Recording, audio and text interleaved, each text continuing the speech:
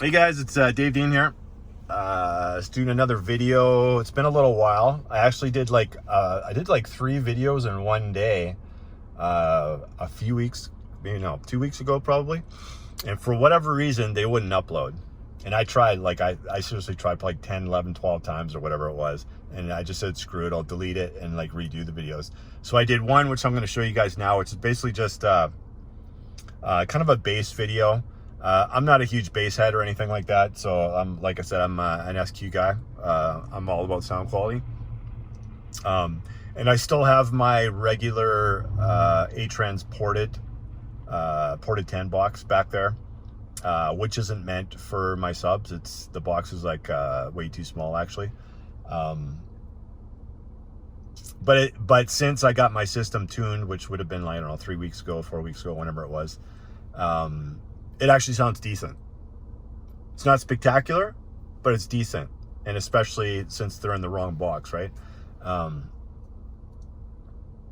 that had a lot, when I went and looked at my system, that was the other video I did. I did a video basically going into the system and showing you what I had, and I couldn't, for whatever reason, on that, it wouldn't let me upload it. I even tried it the next day and stuff like that.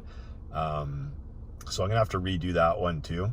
But my phase has been changed on the subs, and the tune is different. And also, but I'll show you in that video when I redo it again, pretty much all my settings and stuff like that. But it sounds decent. Like I said, it's not spectacular for bass wise.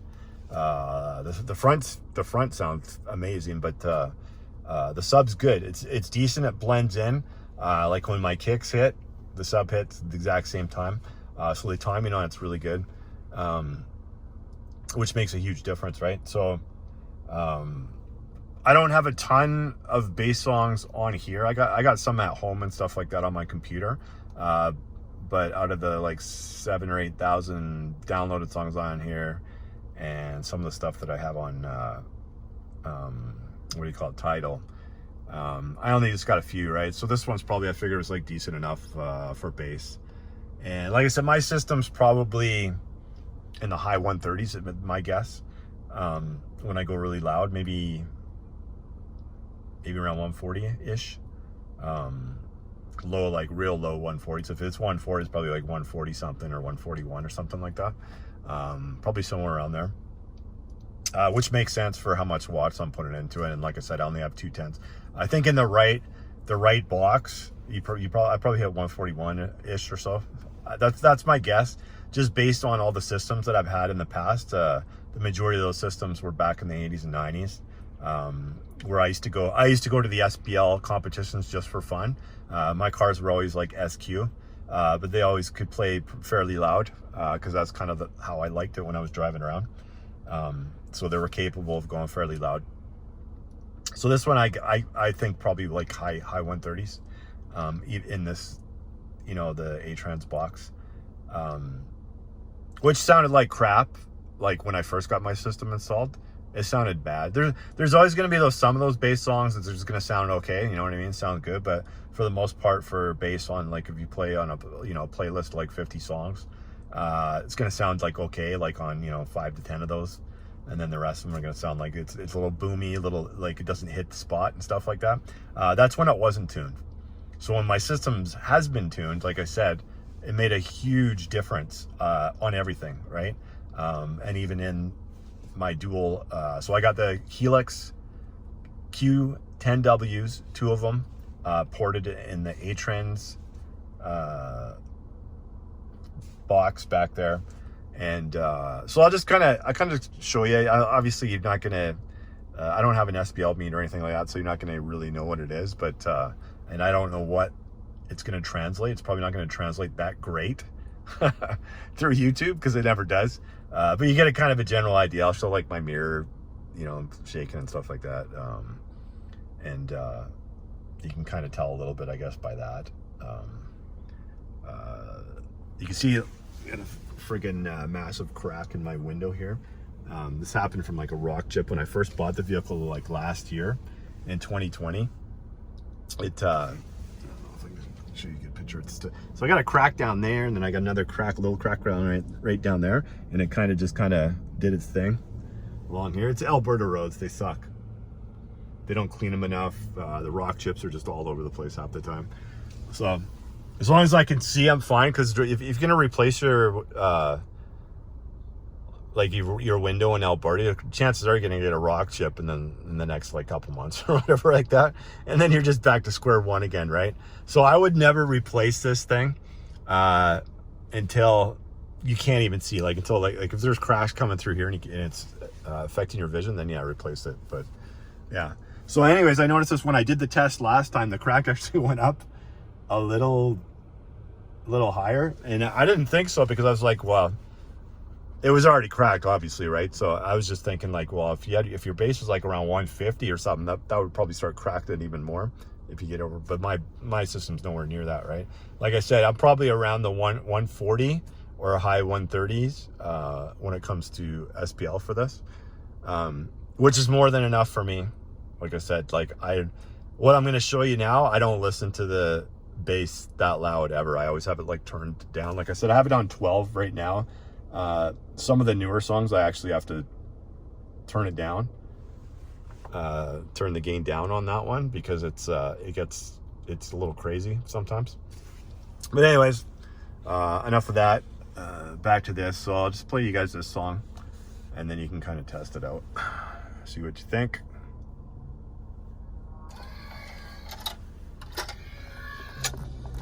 Since the far-off days when man first heard a scratchy noise on a cylindrical drum, accompanied by staccato human tones, it has been his aim to add breadth and depth to music. On this demonstration record, you can hear a selection of everyday sounds and a full and varied program of bass. This demonstration will feature music in many styles.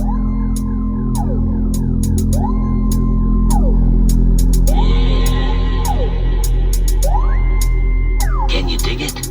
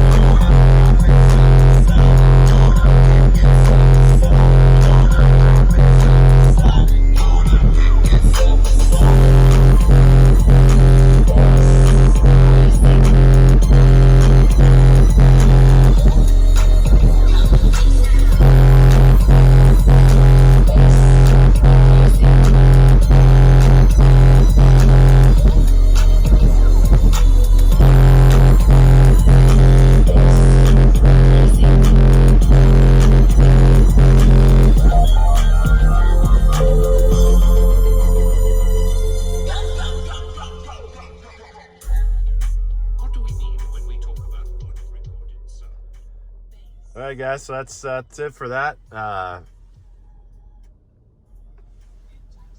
probably could have went like higher for the volume. but it's pretty crazy when you're sitting in here.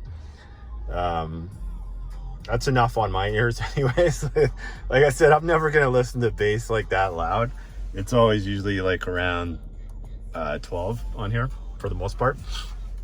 I'll turn it up a little bit, maybe on like the older songs, even though some of the older songs from the 70s and well, especially the 70s don't really have too much bass, and 80s and stuff like that. I'll turn it up maybe to like 8 is usually what I have it on.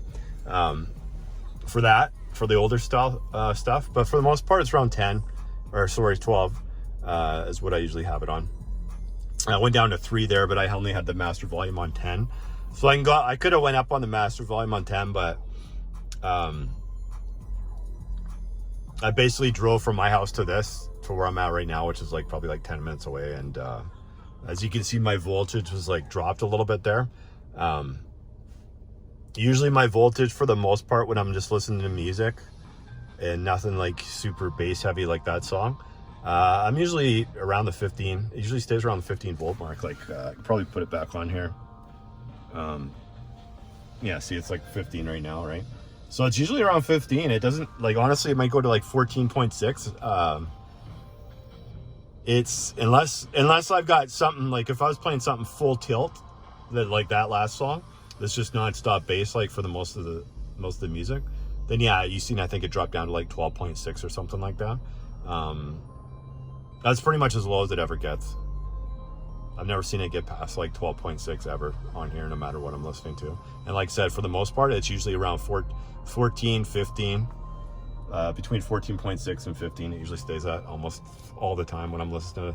And that's at volume 10, like I just had it on, but that's just like your regular music and stuff, right? So obviously with this track, it's pretty much bass like non-stop for the most part, right? So and it gets pretty deep. You can hear the potential of these subs. They're just in the wrong, it's just in the wrong box, that's all. But regular music, if you play it on it, it actually sounds pretty good. Here's what I should play out. Play like a little bit of track. I'll kind of show you. I don't know if it's, like I said, I don't know if it's going to come through on here, but I'll kind of show you a track. It's not like it's not major mid bass or anything like that, but it's going to title here. Kind of just, it's okay. Like one of the guys commented on one of my videos, and he said, "Oh, try this song out or whatever." So it's Just Friends. So you can see it here. Play who it's from. So I never heard of this before, but it's a good sound. It's a decent sounding song. It's pretty clean, right, when you're listening to it. And this just happened to be, this is like one of my first tracks. I was looking for a bass track on Tidal. I couldn't find anything like too spectacular on there when I was looking, so I used the one that's already on my system. But this one's okay. So I'll just kind of show you what my system sounds like without the subs. So. Whatever, it doesn't matter where you're from. I don't need to label all a good time, and we don't need to tell nobody we run. Cause fuck it, we're young, it's just fun. It started off just a touch innocent, like rain, yeah, wake up, you're tight, horizontal, we just friends, maybe one drink, nothing too far.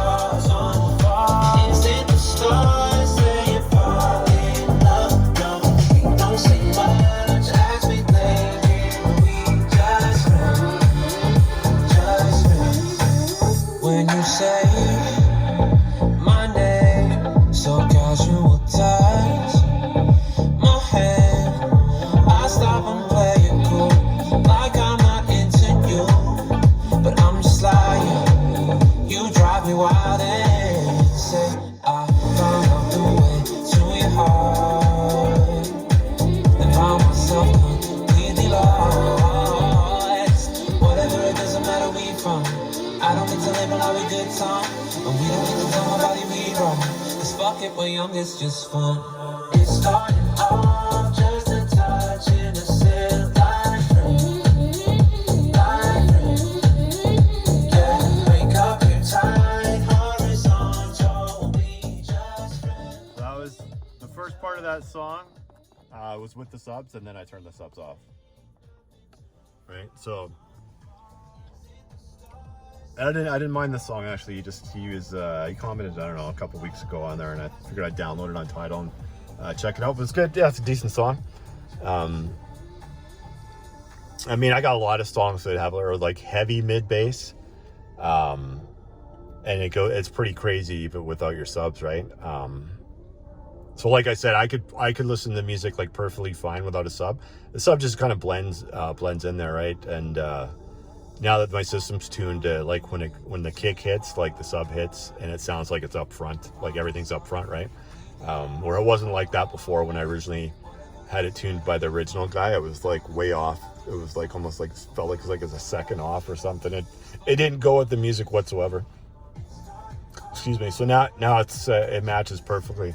So that kind of gives you the kind of what my system is now.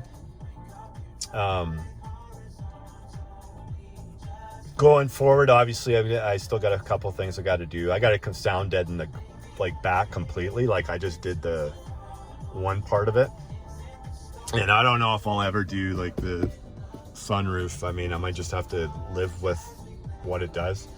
It's all right for the most part.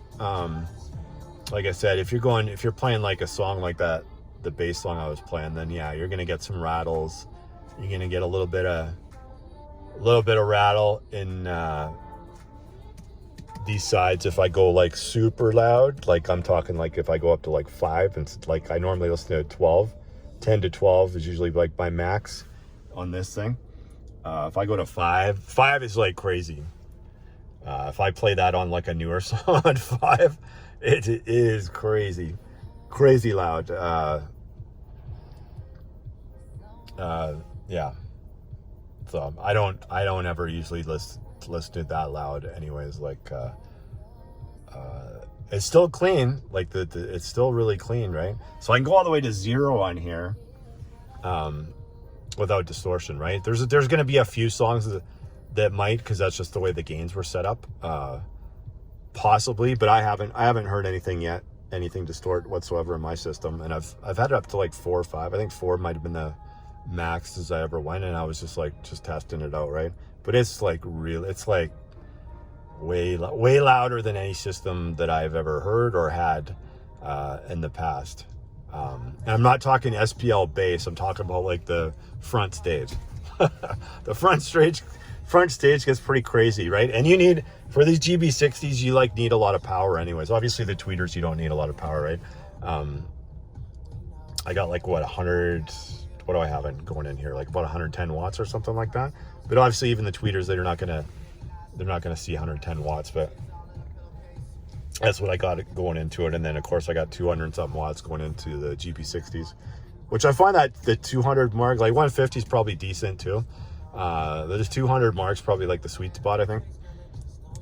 150, 200. I was gonna do my originally not originally, after I did this, I was actually thinking about getting a Class D amp for my subs, and then I was going to switch it over, and I was going to have my AS 360.2 run my GB60s, and then I was going to put my AS 200.2 on my GB 25s when I get them installed, and then just keep the AS 100.4 on my rears and my tweeters. That's what I figured I might do. But I've thought about a lot of things too. I thought about getting the 0 amplifier, the 04 amplifier, and installing that. Honestly, these two-way, like I'm pretty happy with these two-ways. Like if people say, well, you need a 3-way, well, you don't really need a 3-way. I think a lot of people out there have showed that you don't need it. Like I'm trying to remember his name now. Is it Bill? He did a video probably like, I don't know, 2 years ago on 5-Star. And he's like one of the top SQ guys around, right? He's one of the SQ judges and stuff. I'm trying to remember his name. He's like a legend in car audio. He drives a Silverado. I can't remember his name off the top of my head right now though. But his Silverado won. I think he's got like a 2014 Silverado, and he won with